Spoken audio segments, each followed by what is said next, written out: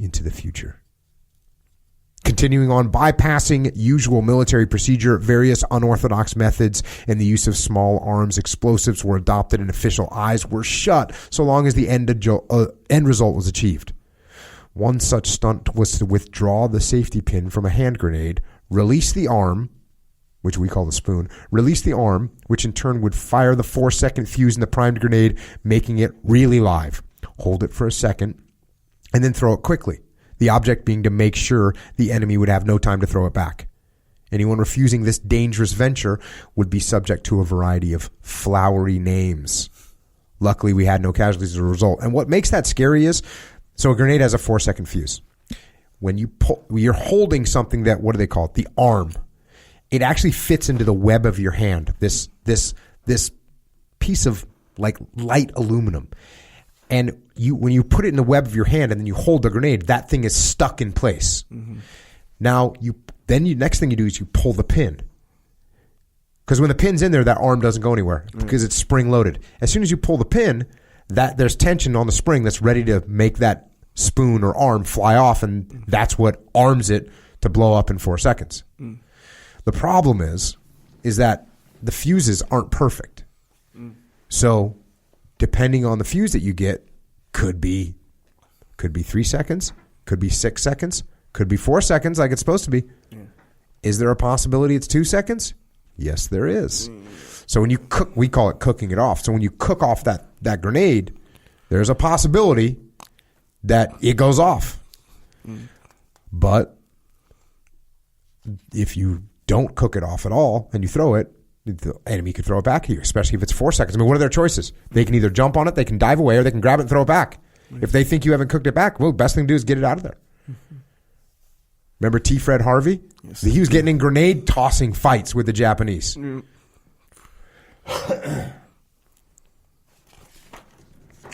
So, as this training is going on, also, we have to remember there's the mental fortitude part. There's the tactical training, but we can't ever forget just physically being hard. To keep on top form, we had plenty of physical training, cross-country runs, compass marches, and night exercises.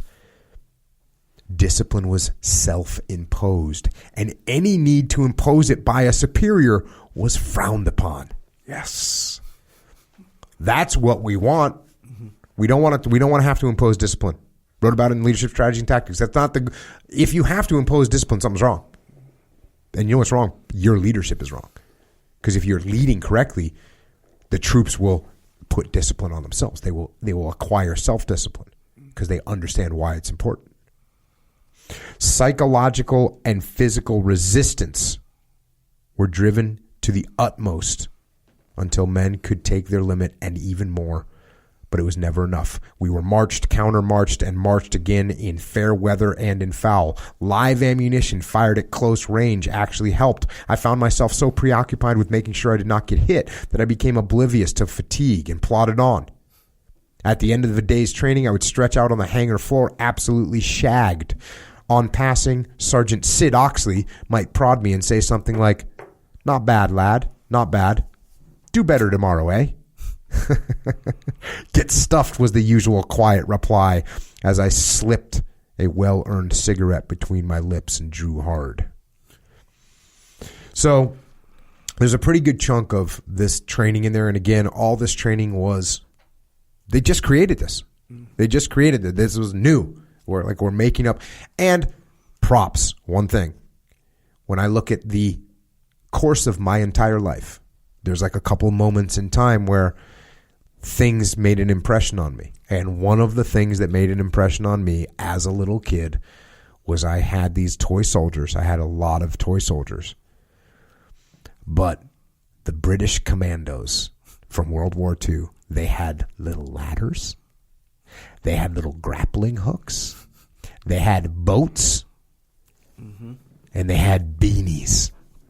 Right? Sure. You know what I'm talking about? No. And when you're a little... Wait, you don't know what a beanie is? I know what a beanie is, yes. Okay, well, you know when you see a stereotypical, like let's say a robber in a movie, and they're sneaking around and they're wearing a black beanie? Uh-huh. I think that all stems from the British commandos. Oh, for real. So for me, when I saw like those little soldiers that I had with black beanies and rubber rafts that look like Zodiacs. They also had I had a little kayak for them too. Interesting. Yeah. And I think seeing those things, I was always drawn to the maritime component of special operations.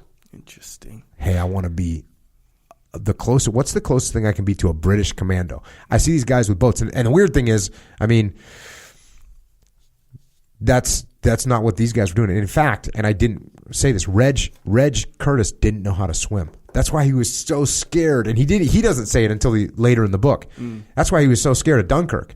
That's why he's talking about how he's underwater. There's nothing he can do about it. He's hanging on the rope because he doesn't know how to swim, and he's weighted down. Oh, yeah. But yeah, the British commandos, which I'm sure broke off from the parachute guys, but that was kind of a major influence on a 6-year-old kid. Yeah, I don't remember any. Well, then again, I guess I wasn't into the toy soldiers element. Yeah, you were just getting like the regular big green toy soldiers from like the grocery store, right? Army men. Yeah, Army men, for sure. I had... And G.I. Joe. I graduated from plain green Army men to legit little soldiers that came from different units. And I had all these different units. And I knew what kind of gear they had with them. I had the Africa Corps. Right, the Nazi Africa Corps, and again, the ones that stand out were the ones that had like looked a little bit different. The Africa Corps guys were tan instead of green. The British Commandos were green. Huh. I had paratroopers. Oh, I had the Marines. The same little army men, just more the advanced. They were smaller than the regular army men. Smaller, huh? Yeah, they were small. They were. I think their nomenclature is 132nd. Sure. I think, but they were really small. They were half an inch tall, maybe a 3/4 of an inch tall. And they still had each individual soldier. That bottom platform thing. Had a little bottom platform. Huh. Dang. And I would set up battle scenes, out in the yard and play by play the way things were unfolding. Yeah, you probably went deep though. I'm like, on the regular army men set, the guy who's crawling, the low crawl guy. Yeah. He would be flying sometimes in my. In your scenarios. Yeah, because he could be in that flying position. Well, I had the model planes too. I also had a teacher named Mr. McGurk in high school, and he had little planes all throughout his room, the classroom, hanging. Little model planes. So I had model planes too, because it was all trying to make this battle scenario. And the weird thing is about this stuff is like, okay, if my son, let's face it, if my son has army soldiers, we kind of expect that just to be normal, right? Like, hey, of course. I mean, by the time that kid was born, he had more army soldiers than he knew what to do with. Yeah. But there's some instinctual thing. Even you were like back in Kauai, sure, right?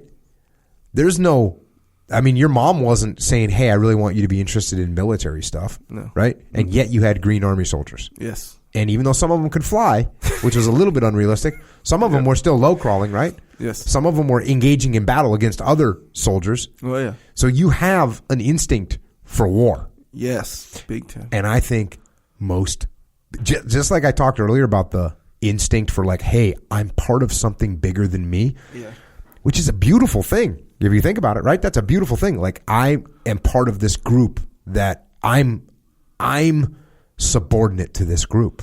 Yeah. That's a powerful thing. And it has to be countered correctly because you don't want to be someone that gets brainwashed and joins a cult, right? Right.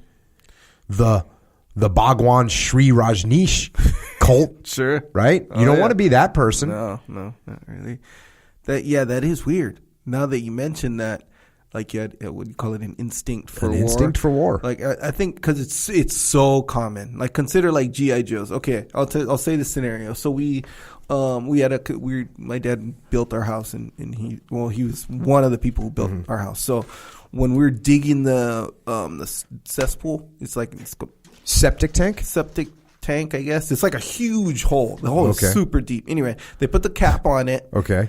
This big concrete cap on it, right? Okay. And then they fill it in, but as it remains, it's still a big hole, like the size of a jacuzzi. Okay. About that size. Yep. But it's just a dirt hole. Okay. It's weird. It's literally like a dug-in jacuzzi in dirt. Mm-hmm. So well, I'm not sure what this is, but go on. Yeah, that's just the way it sorted itself out. Okay.